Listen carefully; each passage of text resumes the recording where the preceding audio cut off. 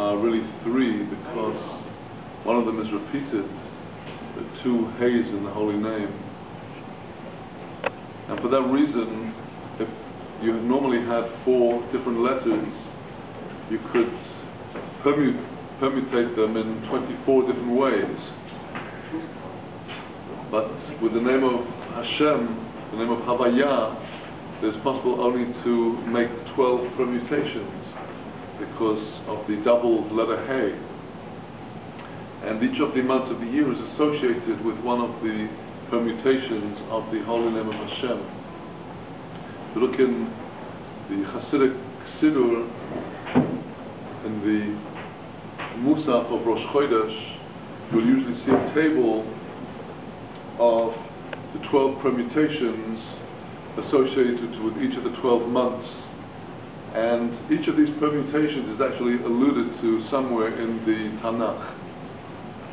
For example, the first permutation is a permutation associated with the month of Nisan, which is the four letters of the holy name in the order in which we see them written in the Torah, Yud Kei Vav Kei.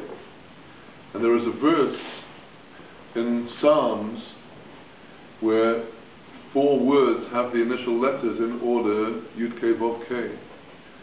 That is the verse that we say on Kabbalah Shabbos, Yismachu Hashomayim V'Sogel Ha'oretz. And so it is with each of the months. In the Siddur, in the Musaf of Rosh Chodesh, there is printed the verse from which the name comes out, and sometimes the name comes out of the initial letters of the words of the verse, and sometimes the name comes out from the last letters of the words of the verse. And that is the case in the coming month of Tammuz.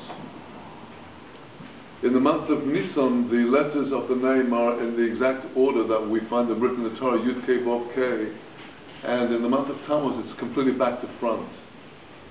Completely back to front. And the interesting thing is that when we normally speak about the name of Hashem, we refer to it as the name of Havaya, and it's permitted for us to say this name Havaya as opposed to the prohibition of saying the name according to the order of the letters that are written in the Torah.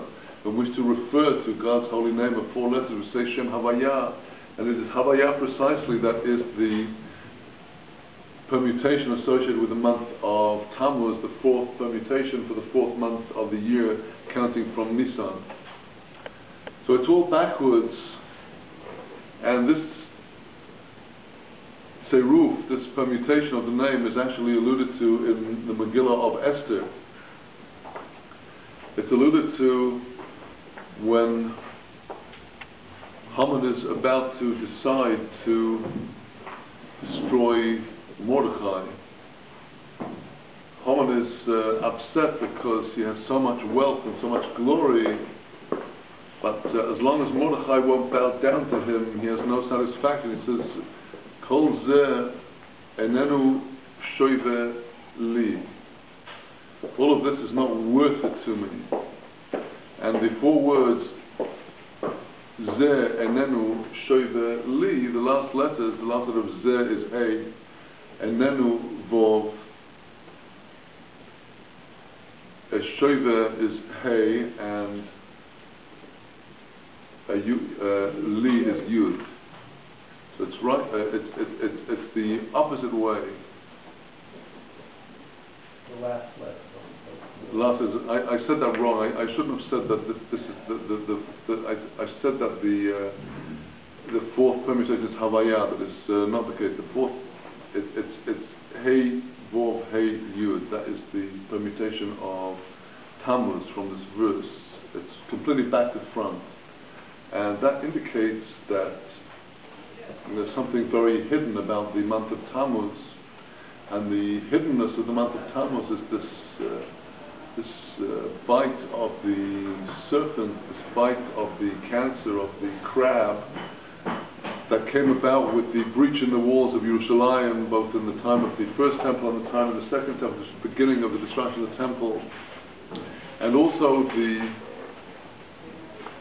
associated tribe of the month of Tammuz is Yosef.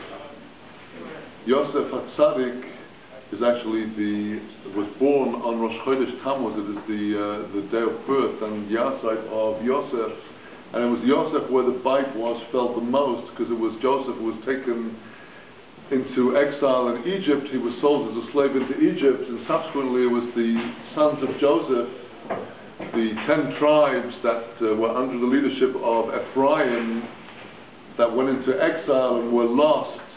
And that is the real disaster that culminated with the destruction of the temple. The exile of the 10 tribes was even worse, because it meant that the majority of the people were in exile. The majority of the people were away from where they were supposed to be. And this is the terrible bite of the month of Tammuz. And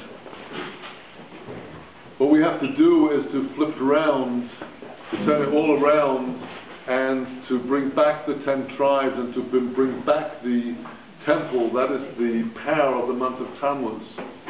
The associated faculty of the body with the month of Tammuz is that of Re'iyah. Re'iyah is vision. Very interesting, in all the parashas that we read at this time of the year, they're all bound up with vision. We had the end of last week's parasha, Shalach Lecho, spies go off to the land and they have a perverse view of the land, and they come back and they put that perverse view into words. And then we have Korach. Korach saw something that made him feel that he could succeed in rebelling against Moses. What did he see? He saw a chain of greatness coming forth from him. And this chain of greatness, he was deceived. He thought he was going to be the great one. He didn't know that the great one was going to be his descendant, Shmuel HaNavi. So his eyes deceived him. He had the eyes of jealousy, and he was deceived. And then God made the almond, the branch of the staff of Aaron sprout, and everyone could see with their eyes that God himself had chosen Aaron. Then we have, in next week's parasha, we'll read the first part of it today, Chukas. Very interesting that the whole ritual of the slaughtering of the red heifer, the Poraduma, is very much bound up with seeing. The whole procedure has to be very precisely aligned. The Poraduma has to be slaughtered in Jerusalem, directly facing the eastern gate of the sanctuary of the temple.